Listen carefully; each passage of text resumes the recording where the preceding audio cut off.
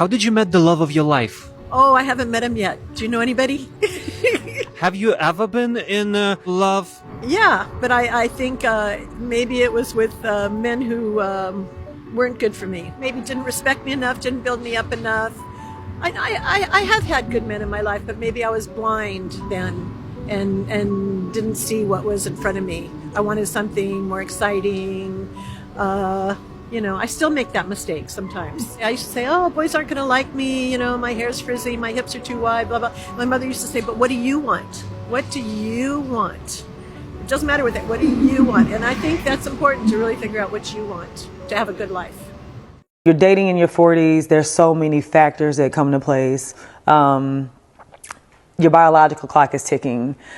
Society has put so much stress on you need to get married by this age. You need to start having children by this age. And I was worried about that. My biological clock is ticking. I found myself attracting like 20-year-olds. And I was like, what is this? 'Cause I know I don't look 40. That was the first thing. I don't look like how old I am, but I was attracting young people. And with that, it became a stress because I knew they wanted children. I'm like, okay, these are conversations we have to have.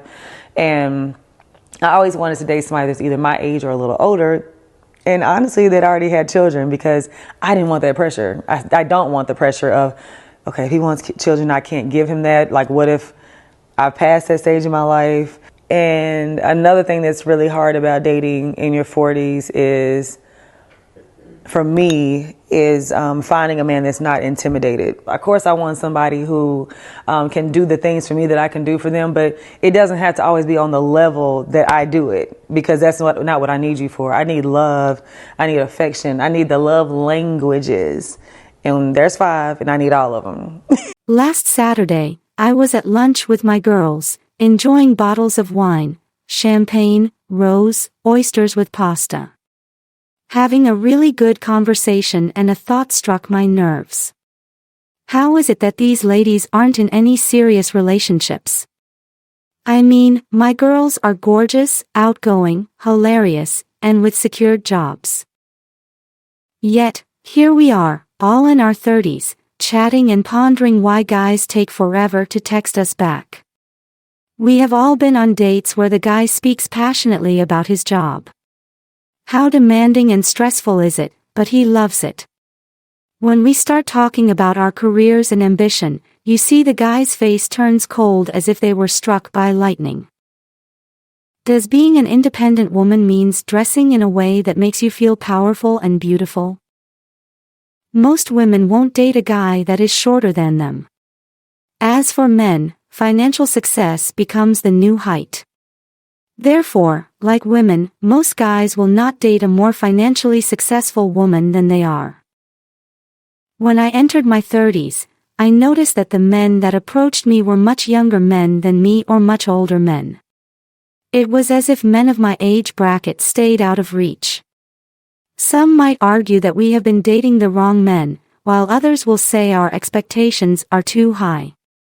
It can be frustrating to think the gap in the dating pool is the woman's fault. Men feel emasculated when a woman thrives in her career. And if she's earning more than him. Oh, boy. Although there are men who love dating successful independent women, the problem is they are so few. As women become more successful, their dating pool shrinks to guys that are more successful than they are, or guys that are okay with their success. According to a study on personality and social psychology, men are more likely to subconsciously feel worse about themselves when their female partner is successful than when she fails. Men threatened by strong or independent women are men whose self-esteem is based on a misconception of their superiority over women. The study found that men automatically interpret their girlfriend's or wife's success as their failure, even if they are not in a competition. The reason men feel insecure about a woman's financial success is largely because of cultural influence. Men are taught to be the breadwinner all their life. They feel powerful when they are providing for their family. However, as women become more successful and achieve higher levels of education, the inequality between men and women in positions of power shrinks. Not being reliant on a man is a positive movement for women in today's society. The problem is that men are a bit stuck in that norm, where they have to provide. They put that pressure on themselves, and whether it's emotional or financial, men still have an inherent need to feel needed and valued. An American study has shown that many men do not want to spend their lives in a competitive relationship. Men may appreciate an accomplished, successful woman, but they don't want to come home to a stressful, competitive environment after spending all day in a similar type of work environment, and neither do women. As women become more successful in their careers, they don't want to come home to an aggressive, hard-headed, controlling man. Since women are not considered men's equals in society, why should we expect dating to be different? So when you ladies come about, oh, I'm not old, you're freaking middle-aged when you're 35. When you're 30, that is when you start to lose your sexual marketplace value. Too many Disney movies have told you that, oh, you're not old, girl, age is just a number. Bullshit. The difference between a male and a female is that men have no sexual marketplace value when he's young. And when I'm talking about value, it is value to the opposite sex. So ladies, when you're talking about your value, we're not talking about your personal value, your accolades at school and what you do to your community. That's irrelevant to your sexual marketplace value. Never date a woman over the age of 30. Trust me, you will live to regret it. It is a bad investment. It is a waste of time. I'm going to give you a lot of examples so you can avoid the drama, the headaches, and the migraines when it comes to dealing with women who are far past their prime. What you got to understand about a woman, what they have to offer, it's two things. Number one, their fertility. Number two, their looks, their beauty.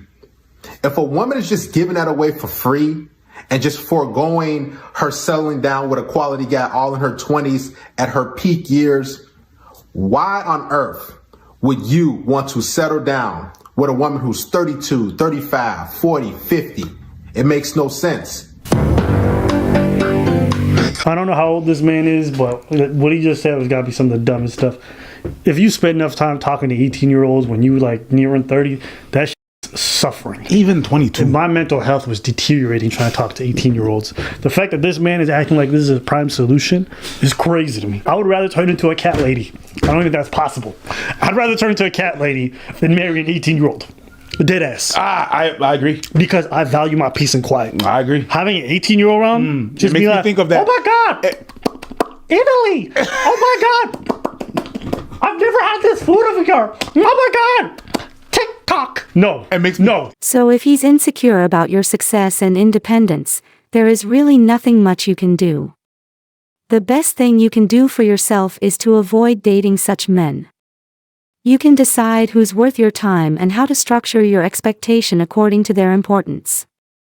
Anyone that has insecurities about their partner's success in this era is still living backward. The insecurity is about them, not you. That's it for today. Before you leave, don't forget to hit the like button, subscribe to my channel, and smash the notification bell so you don't miss my next video.